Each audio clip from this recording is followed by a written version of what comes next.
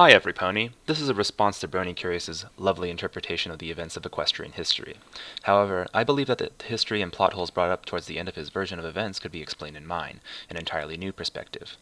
I realize that this analysis has an unbelievable amount of confirmation bias, but, well, what are you going to do? On with the headcanon. Starswirl the Bearded must have existed before the inception of Equestria, since Twilight mentions being Starswirl's apprentice as Clover the Clever. It's curious, then, why the banner of Equestria is a symbol of Celestia and Luna circling each other. In terms of headcanon territory, I think this is what happened. In the founding of Equestria, the three pony races developed an unprecedented amount of harmony, and the general ponyhood couldn't be happier about it. However, since the universe must achieve balance, there had to be an equal force to counteract this newfound harmony. Enter the creation of discord. This would lead on to say that there's an overarching theme of balancing the universe, not necessarily a sentient, all-powerful judge like the Judeo-Christian God, but more of a force of nature, like entropy. The concept might have roots in the magic of cutie marks and fate, but that's another headcanon altogether. Anyway, since the inception of Discord plunged the pony world into what bronycurious aptly calls the Pony Dark Ages. I agree with this notion that during this period there may have been a social and moral decay, leading to the inclusion of lost relics and technology from another time that has yet to be reclaimed, like Vinyl Scratch's mixing table. However, since Discord was able to tear harmony a new one, and chaos reigned for a significant amount of time, the universe had to act again, rebalancing the equation into an ever-cyclical battle of harmony and disharmony. Thus, the sisters Celestia and Luna were born. Why, this time, were the two distinct entities born instead of one? Well, the concept of harmony would be the coexistence and acceptance of two different separate entities, and how better to exemplify this than a pair of sisters? Anyway, since the fact that Discord is just the embodiment of disharmony, it would make sense that the universe spun him out of nothing, that he just spontaneously popped into existence, being an agent of chaos. Celestia and Luna, however, embodied order and harmony, so their birth would have to have followed the rules of an in-universe physics that would govern the rest of Equestria. Where did they come from? Well, Laura and Faust, her own personal backstory is one that they lived in the the Palace of Two Sisters mentioned in the series pilot. This could work, but why were they in a palace in the first place? Surely some pony must have built the palace? Perhaps the castle was a summer house that belonged to the only other kingdom that was touched upon in the show, the Crystal Empire. Maybe that the pair of unicorns were born to the king and queen there, and after being run out of the castle by King Sombra, they took shelter in the castle in Everfree Forest, a long way from the Empire. Celestia and Luna, being just born, as alicorns no less, would have little to no recollection of these events.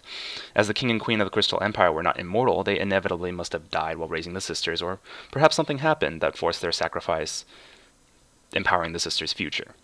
But that part isn't terribly relevant to the headcanon, so I'll leave it at that for now.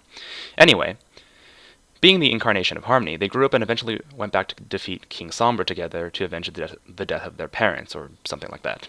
However, after defeating Sombra, the land was too cold to live in, and the two would have been forced to move.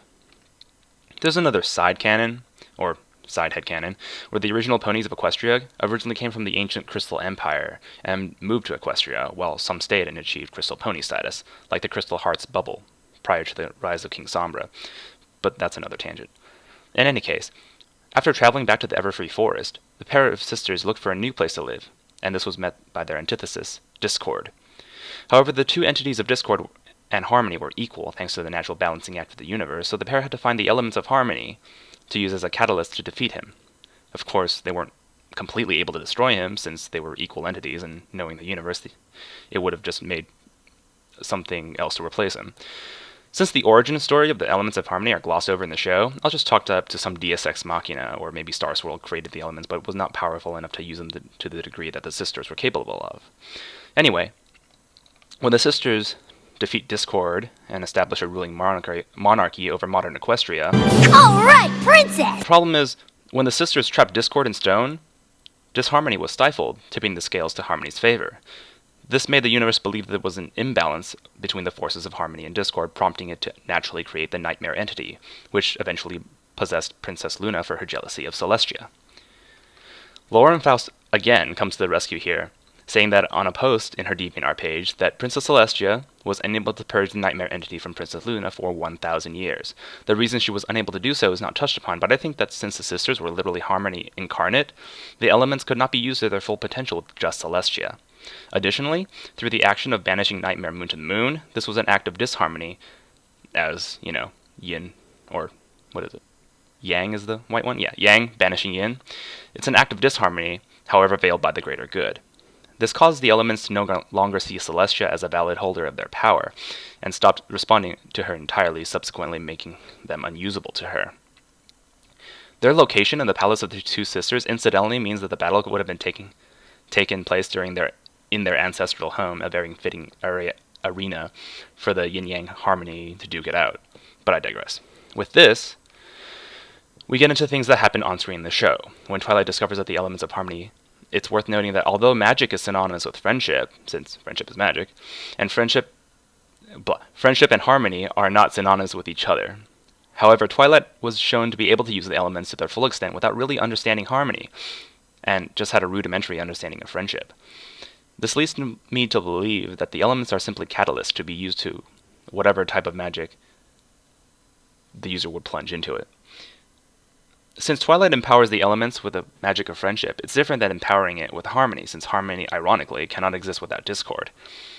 Similar to how pleasure can't exist without the concept of pain, and how good can't really, exist without evil, since there would be nothing to compare it to. Friendship, however, has no such weakness. Friendship is shown as the strongest magic in the show, and for good reason.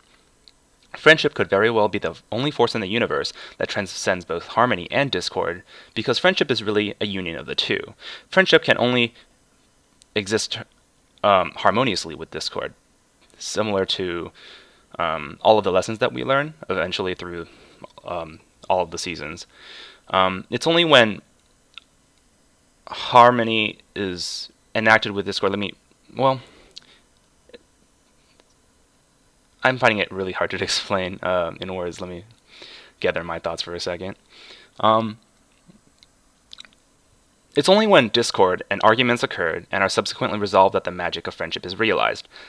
Additionally, love has no power over discord, and we see romantic relationships and marriages break up due to misunderstandings and jealousy all the time.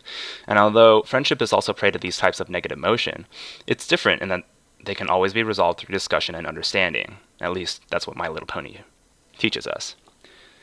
So Twilight, armed with the power of friendship, purges Luna of the nightmare entity and restores Luna to her state before her possession, a state that would resemble a Luna 1,000 years younger than Celestia, which explains their size difference. The prose of this headcanon explains that the reasons that Discord, Celestia, and Luna are seen as immortal, almost omnipotent beings. They, in this viewer's mind, are akin to pagan deities, like incarnations of forces of nature and abstract concepts.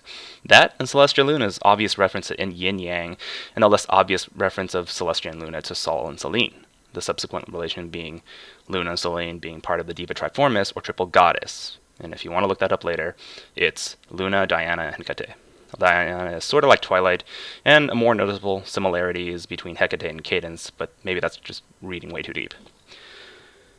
Twilight and Cadence are mortal, because they achieved through true understanding of their element, friendship and love respectively. This ties to this other headcanon I have about Cadence's ascension, the fact that love can occur instantaneously and have two people connect on a very deep level in a very short amount of time, while friendship takes time, knowledge, and understanding to fully experience.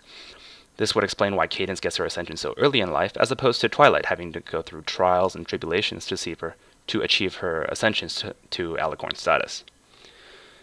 The character of Chrysalis is often debated, and she's, quite honestly, a giant idiot.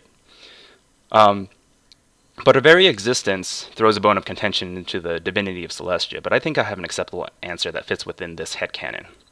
Chrysalis, much like our lovely immortal trinity, is an incarnation of abstract concept, namely jealousy, or envy. With nowhere to go after being purged from Luna, the nightmare entity assumed a form all her own, Queen Chrysalis of the Changelings.